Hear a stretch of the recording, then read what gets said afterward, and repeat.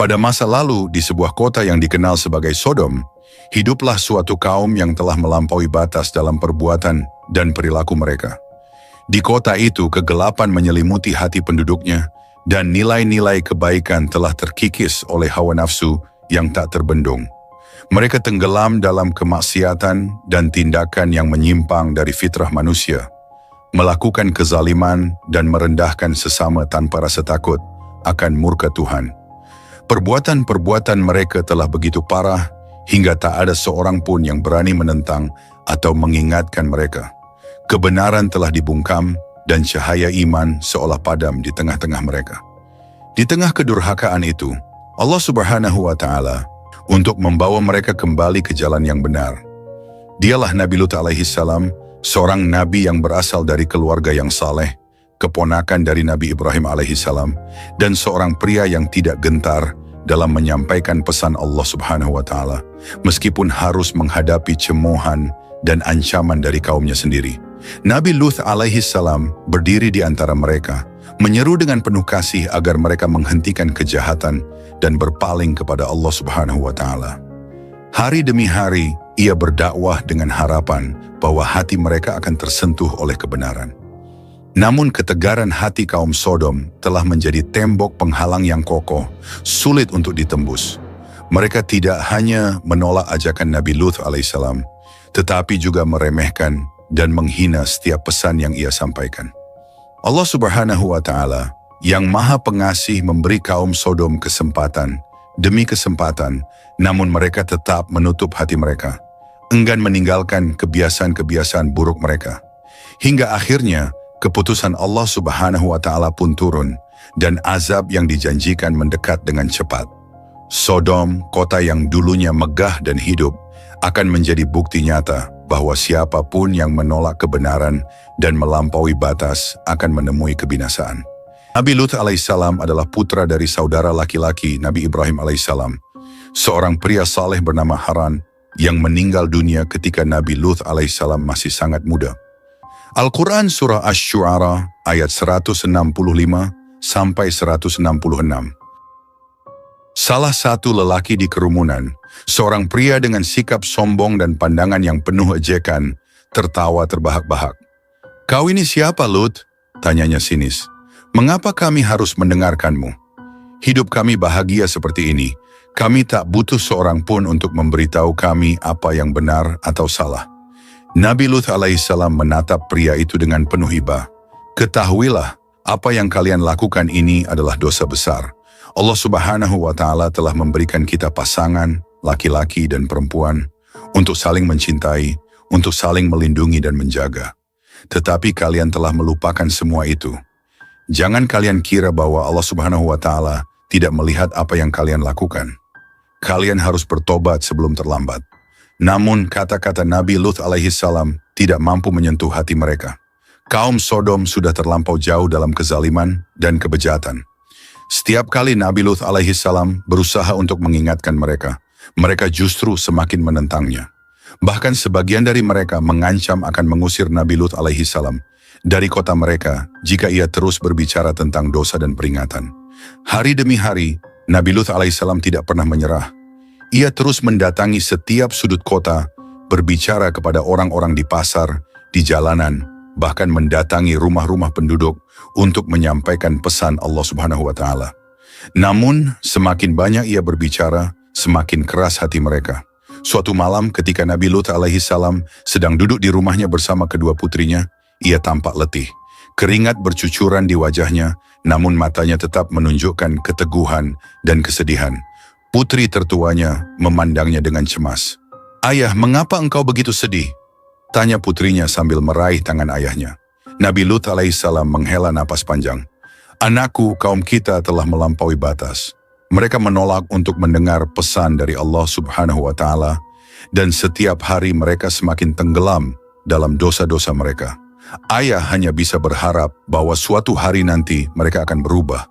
Namun setiap kali ayah bicara, hati mereka seolah semakin keras." Putri bungsunya menyela, "Ayah, apakah tidak ada cara lain? Mungkin kita bisa berbicara dengan pemimpin mereka. Mungkin mereka akan mendengarkan." Nabi Lut alaihissalam tersenyum lelah. Anakku, ayah telah mencoba segala cara. Namun kaum ini, mereka seolah-olah telah mengunci hati dan pikiran mereka. Yang bisa kita lakukan sekarang hanyalah terus berdoa, semoga Allah Subhanahu wa Ta'ala memberikan hidayah kepada mereka atau menghentikan kezaliman mereka dengan caranya sendiri. Pada suatu hari, beberapa pemuka kaum Sodom mendatangi rumah Nabi Lut alaihissalam dengan maksud untuk menghentikan dakwahnya. Mereka datang dengan sikap angkuh, menyeringai dengan penuh ejekan. Salah satu dari mereka bernama Pulan melangkah maju dan menatap Nabi Lut alaihissalam dengan tatapan dingin. Lut, kami sudah cukup mendengar ceramah-ceramahmu yang tidak berguna itu. Berhentilah berbicara tentang dosa dan ancaman.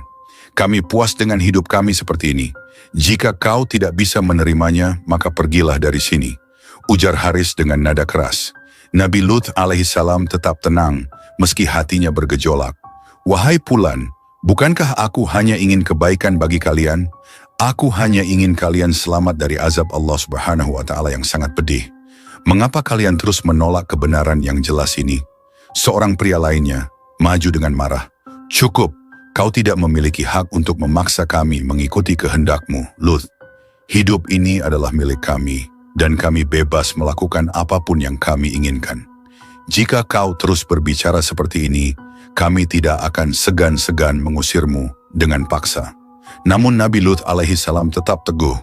Meski dalam hatinya ia tahu bahwa tak mudah untuk mengubah hati mereka. Dengan suara penuh keyakinan, ia berkata, Aku hanya menyampaikan amanat dari Allah Subhanahu wa Ta'ala. Aku tidak meminta apa-apa dari kalian, kecuali agar kalian bertobat dan kembali ke jalan yang lurus.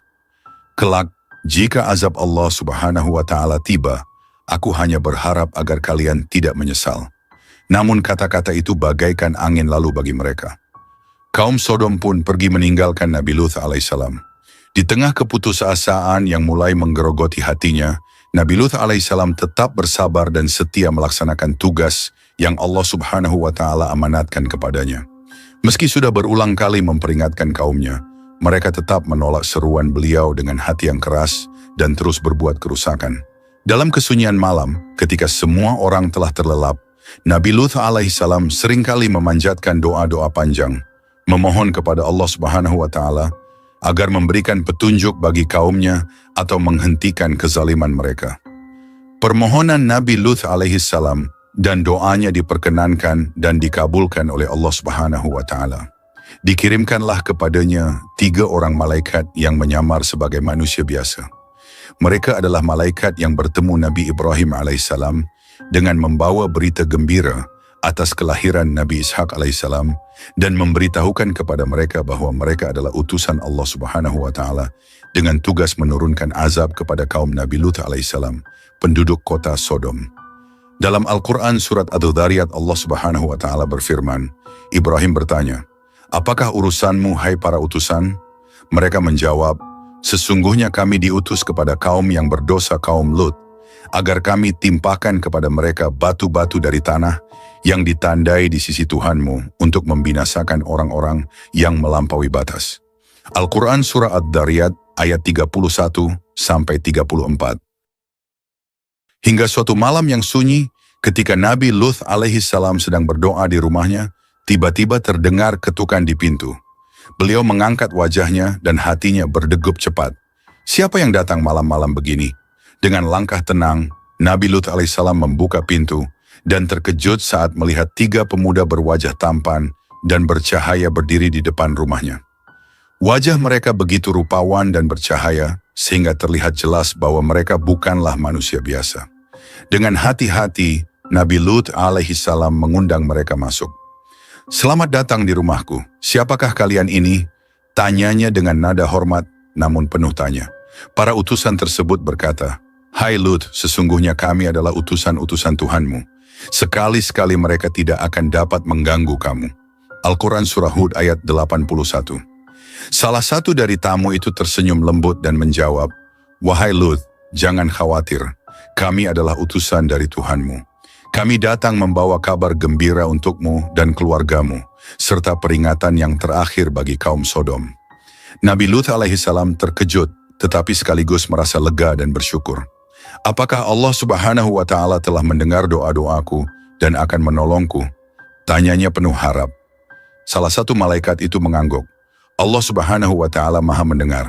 Dia telah menyaksikan kezaliman kaum ini dan menanggapi doa-doamu. Kami datang untuk menyampaikan bahwa waktu mereka telah habis dan azab yang pedih akan segera tiba. Malam ini keluarkan keluargamu dan tinggalkan kota ini. Jangan ada yang menoleh ke belakang.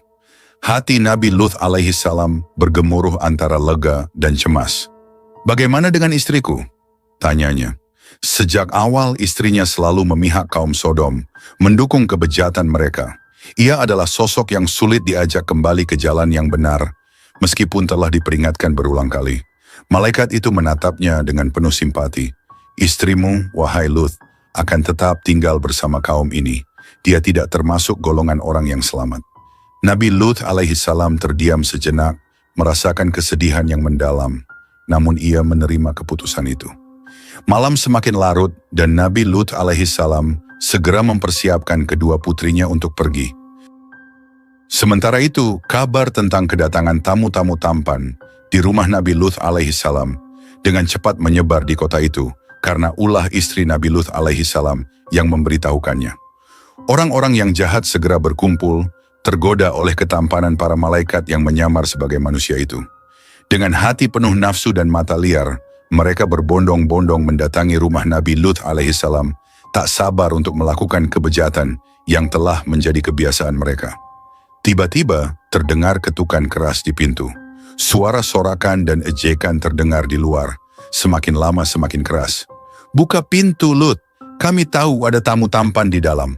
Bawa mereka keluar untuk kami," teriak salah seorang dari mereka, diiringi sorak tawa yang lain. Nabi Lut alaihissalam merasa gusar dan takut.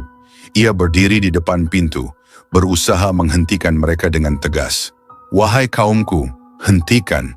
Apakah kalian tidak punya rasa malu? Mereka adalah tamuku. Hormatilah mereka dan jangan ganggu mereka." Namun kaum itu tidak menggubris, malah semakin merapat ke pintu rumahnya, mencoba menerobos masuk. Wajah-wajah mereka tampak penuh nafsu dan kezaliman. Nabi Lut alaihissalam semakin gusar dan tak tahu harus berbuat apa. Pada saat itulah, salah satu malaikat berdiri dan mengangkat tangannya, wajahnya yang bercahaya menampakkan kebesaran dan kewibawaan yang luar biasa. Dengan suara yang penuh kekuatan, ia berkata, "Wahai kaum Sodom, ketahuilah bahwa kami adalah utusan Allah. Hari ini adalah hari akhir bagi kalian. Sungguh, azab yang pedih akan segera turun." Seketika itu, semua orang yang ada di luar terjatuh dan mata mereka menjadi buta. Mereka meronta-ronta dalam gelap, tidak tahu harus kemana. Dengan teriakan panik mereka berlarian menjauh, terhuyung-huyung dalam kegelapan malam yang mencekam. Malaikat-malaikat tadi telah membutakan mata mereka. Lalu diusap-usap dan digosok-gosok mata mereka, ternyata mereka sudah menjadi buta. Dan sesungguhnya mereka telah membujuknya agar menyerahkan tamunya kepada mereka. Lalu kami butakan mata mereka, maka rasakanlah azabku dan ancaman-ancamanku. Dan sesungguhnya pada esok harinya, mereka ditimpa azab yang kekal. Al-Quran Surah Al-Qamar ayat 37-38.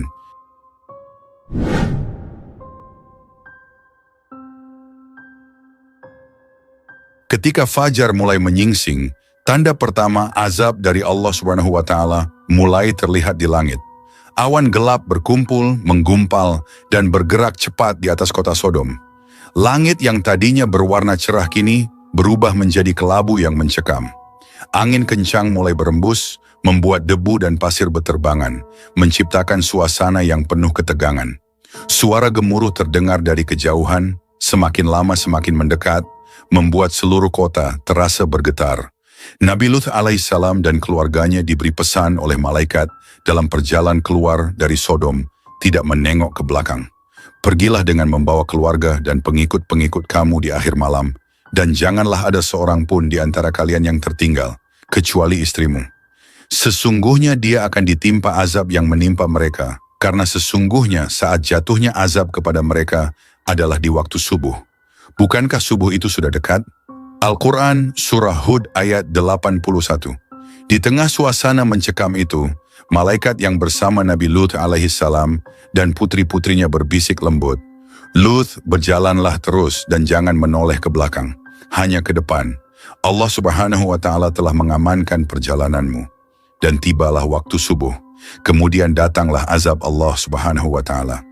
Maka tatkala datang azab kami jadikan negeri kaum Lut itu yang di atas ke bawah kami balikkan. Dan kami hujani mereka dengan batu dari tanah yang terbakar dengan bertubi-tubi yang diberi tanda oleh Tuhanmu. Dan siksaan itu tiadalah jauh dari orang-orang yang lalim. Al-Quran Surah Hud ayat 82-83. Di belakang mereka bencana mulai terjadi. Suara gemuruh semakin keras dan tiba-tiba dari langit turun hujan batu yang panas, jatuh menghantam tanah dengan kekuatan luar biasa.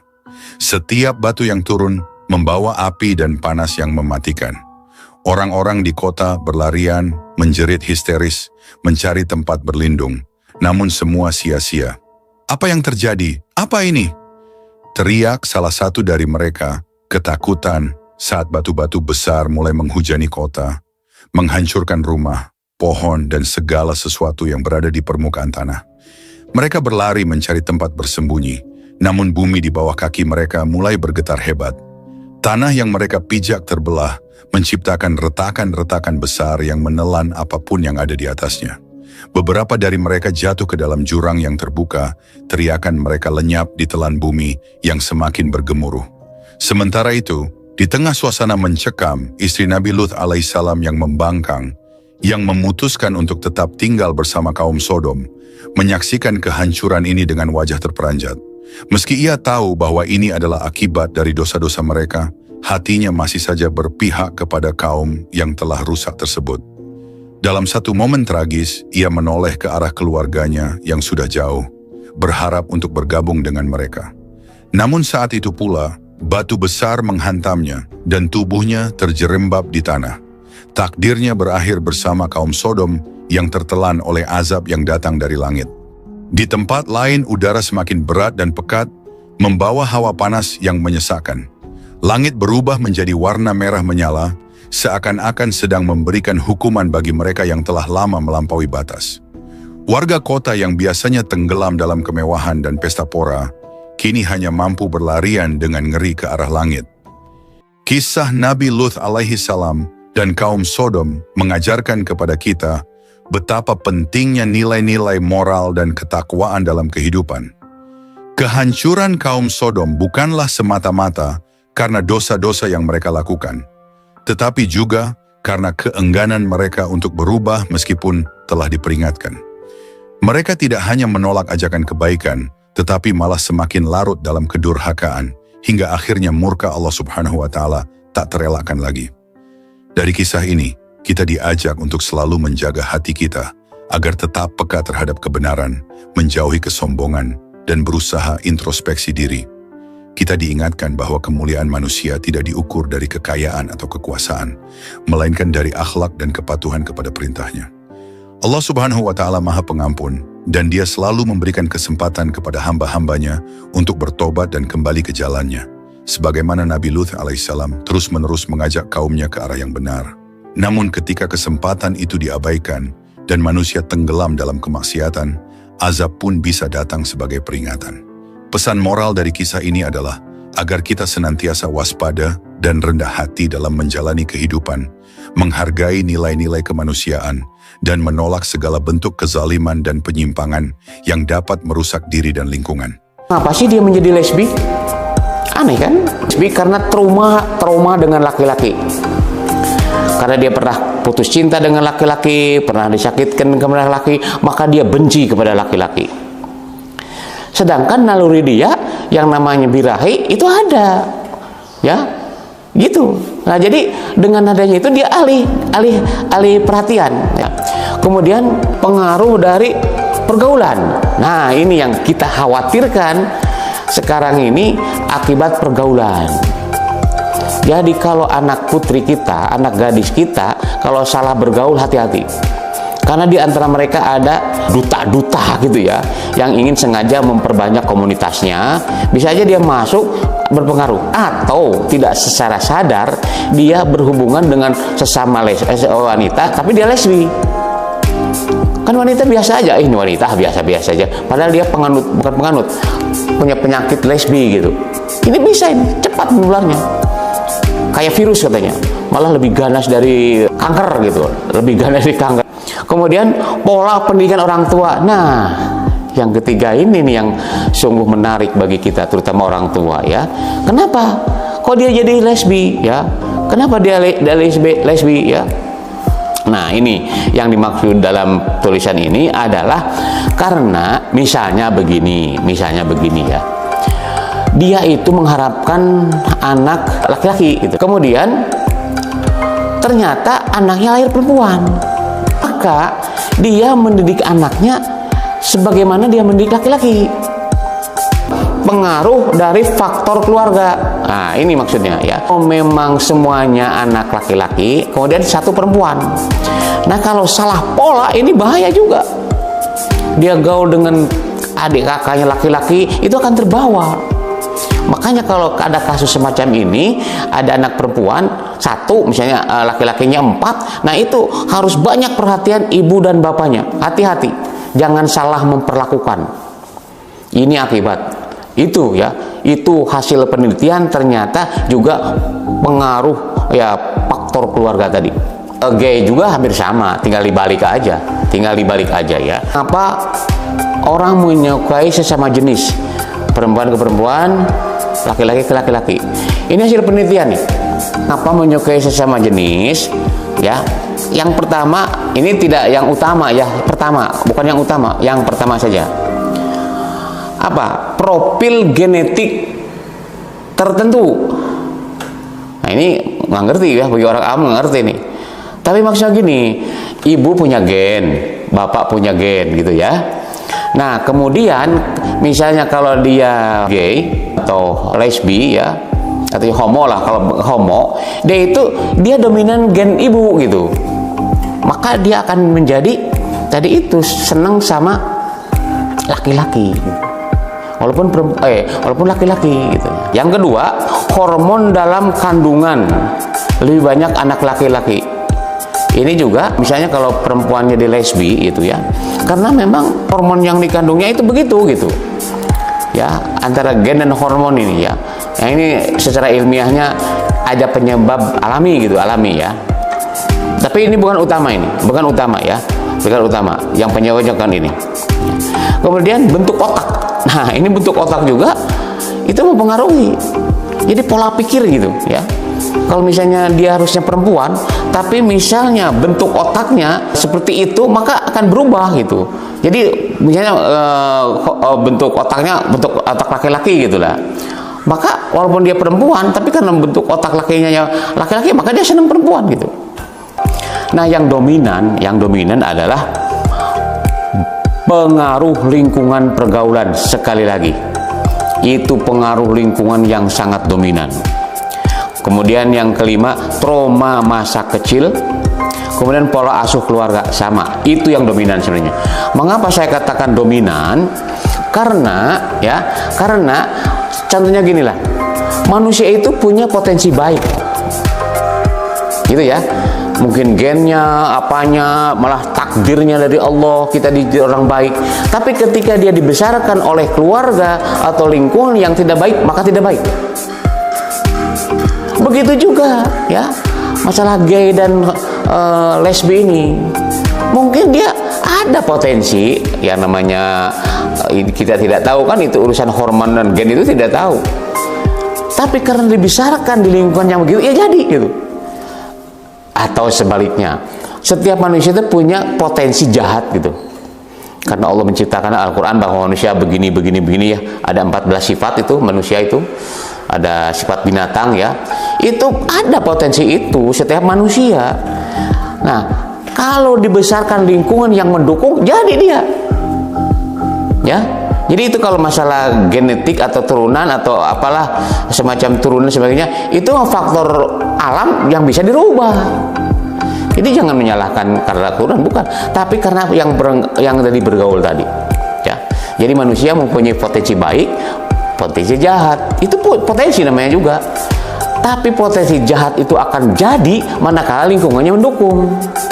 begitu juga punya potensi baik. Kalau lingkungannya baik, baik dia gitu.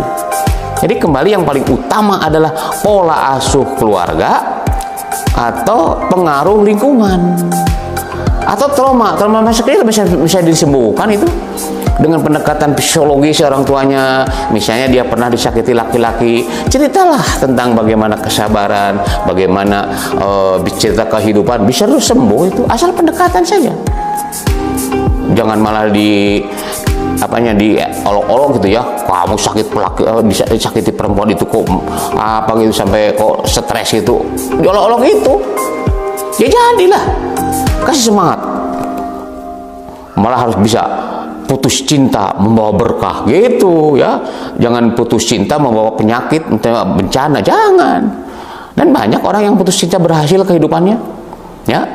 Nah itu artinya apa? Pola pendidikan, pengaruh orang tua sehingga dia waktu sakit oleh perempuan, tapi karena dorongan orang tua kuat malah menjadi potensi untuk berhasil.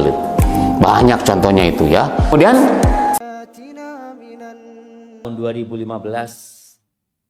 Mahkamah Agung Amerika Serikat melegalkan pernikahan sesama jenis. Yang kalau dahulu orang-orang LGBT itu merasa menjadi makhluk yang terasingkan. Menjadi kelompok yang mereka merasa kita ini nggak benar gitu di masyarakat. Sekarang mereka keluar seluas-luasnya. Bahkan yang namanya media di barat, kita tahu orang itu suka nonton film. Na'udzubillah. Mereka sudah berusaha untuk menampilkan yang namanya LGBT ini. Sekarang kita perlu cerita tentang Nabi Lut. Hud ayat 69 sampai 83. Allah ceritakan singkat, tapi Allah ceritakan bagaimana akhir dari cerita mereka. Di surat Al-Hijr ayat 51 sampai 77. Di surat Asy-Syu'ara dari ayat 160 sampai 175. Kemudian di surat An-Naml ayat 54 sampai 58. Kemudian di surat Al-Ankabut ayat 28 sampai 35. Di surat As-Saffat ayat 133 sampai 138. Di surat Adz-Dzariyat ayat 31 sampai 37. Kemudian di surat Al-Qamar ayat 33 sampai 40. Ini cerita yang sangat perlu diperdengarkan kepada umat manusia. Di surat Al-A'raf ayat 84 Allah Azza wa Jalla mengatakan walutan idh qala liqaumihi, maka itu menjadi alasan kuat para malaikat benar-benar untuk menghancurkan mereka semuanya. Kecuali Nabi Lut dan dua putrinya yang pergi. Mereka benar-benar dihancurkan. Nggak ada jemaah. Seharusnya lah satu kampung masa dalam 400.000 orang itu jemaah. Nggak ada yang akalnya sehat. Bagaimana laki-laki itu datang. Walau perempuan-perempuan mereka juga. Seperti itu. Kemudian qala law anna li bikum quwwah aw awi ila ruknin syadid. Kata Nabi Lut, andai kata aku punya kekuatan, punya kekuasaan yang bisa menghalau kalian, atau aku bersandar kepada kekuatan yang nyata, yang dahsyat. Artinya kepada sebuah qabilah. Tapi ingat Nabi Lut nggak punya. Maka setelah itu Allah tidak pernah mengutus nabinya kecuali punya kekuatan di kaumnya. Ketika mereka ribut di luar rumah, teriak-teriak jamaah ya. Dan Nabi Lut sudah bingung menghadapi mereka. Baru tamu-tamunya mengatakan, Ya Lut, inna rusulu rabbik. Wahai Lut, kami utusan dari Tuhan. Baru tenang Nabi Lut. Ternyata malaikat yang datang. Ini menunjukkan bahwa Nabi Lut benar-benar nggak tahu mereka itu malaikat. Nabi Lut nggak ada pikirannya, oh mungkin ana lagi diuji sama Allah. Nggak ada. Beliau benar melihat ini ujian dari Allah Azza wa Jalla.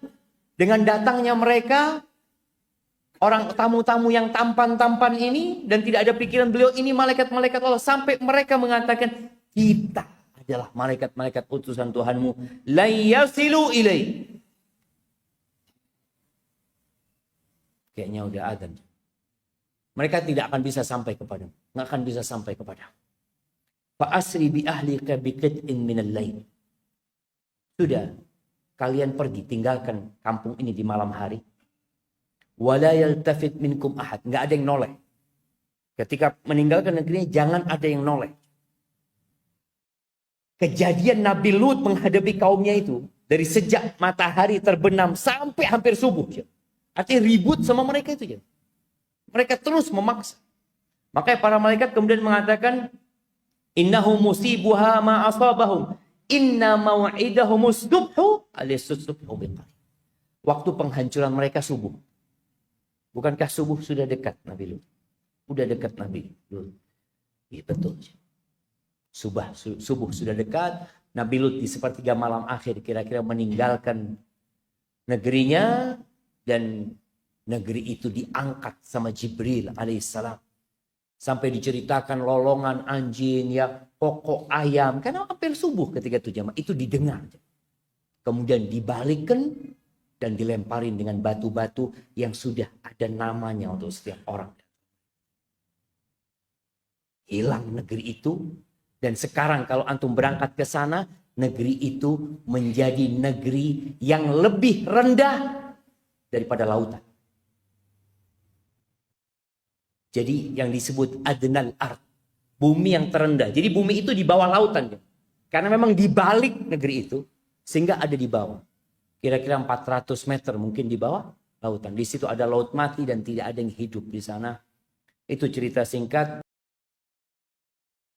Kejadian di Alkitab, tepatnya di Kitab Kejadian 19 ayat 23-29, mengisahkan bagaimana Tuhan menghancurkan kota Sodom dan Gomora yang terletak di lembah Yordan karena dosa-dosa mereka. Tuhan mengirimkan hujan api dan belerang dan menghantam kota-kota tersebut di atas penduduknya dan kotanya, bahkan semua tanamannya.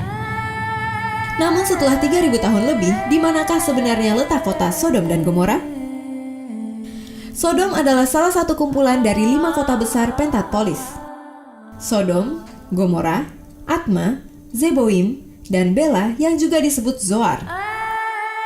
Daerah Pentapolis secara kolektif juga disebut sebagai kota-kota lembah Yordan dalam Kejadian 13 ayat 12.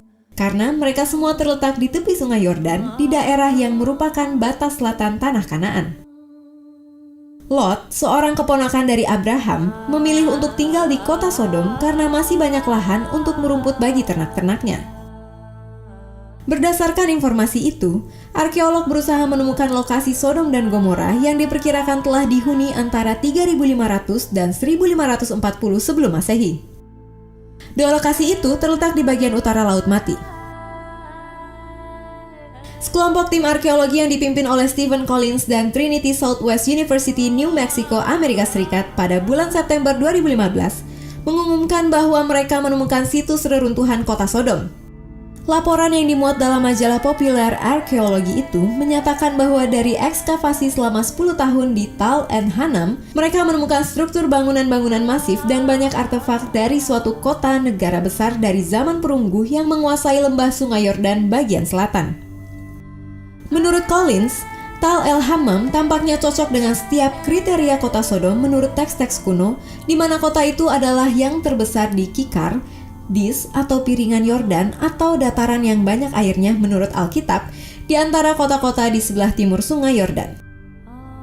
Bekas-bekas kota di Middle Gore, lembah Yordan Selatan, ini adalah paling sedikit 5-10 kali lebih besar dari kota-kota lain dari zaman perunggu di seluruh wilayah, termasuk di luar Kikar, Yordan. Ada bukti meyakinkan bahwa ledakan udara yang signifikan menghancurkan kota. Tulang belulang manusia berserakan di seluruh situs mengindikasikan orang-orang itu secara fisik meledak berkeping-keping karena peristiwa itu. Sebelumnya ditemukan kota yang diduga merupakan reruntuhan kota Sodom, yaitu Bab Edra, terletak di sebelah tenggara Laut Mati. Nama modernnya adalah Bab Edra, diperkirakan sebagai Sodom, dan Numeira diperkirakan sebagai Gomora. Namun penemuan tersebut tidak cocok dengan gambaran Alkitab yang menyatakan bahwa kota-kota seperti Sodom dan Gomora tersebut adalah kota yang terletak di dataran. Kota Bab Edra terletak di perbukitan. Para ahli arkeolog lebih mempercayai bahwa kota Tal El Hammam adalah kota di mana dahulu adalah kota Sodom dan Gomora. Di dalam kitab Taurat disebutkan kerajaan-kerajaan Sodom dan Gomora dan 3 kota lainnya, Atmah, Zeboim, dan Bela, dikenal sebagai kota-kota di lembah karena semuanya berada di dataran sungai Yordan di sebelah selatan daerah Tanah Kanaan. Lembah itu dibandingkan seperti Taman Eden, seperti lembah yang diairi dengan baik dan hijau, sangat sesuai untuk mengembalakan ternak. Kota itu terletak di area yang nampak seperti pinggiran Yordan. Dan Lot mengangkat matanya dan melihat ke seluruh lembah Yordan bahwa daerah itu seluruhnya terairi sebelum pembinasaan Tuhan terhadap Sodom dan Gomora, seperti taman Tuhan, seperti tanah Mesir jika engkau memasuki Zoar.